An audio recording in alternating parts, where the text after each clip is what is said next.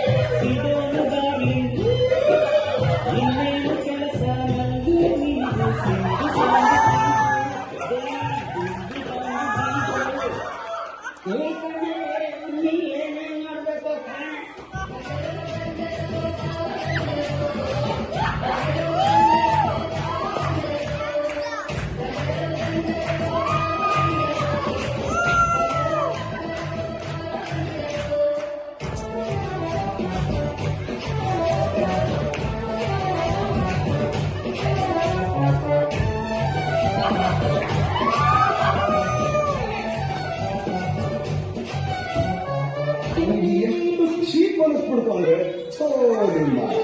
ಈ ತರ ಇದು ಆಕ್ಚುಲಿ ಚೆನ್ನಾಗಿರೋದು.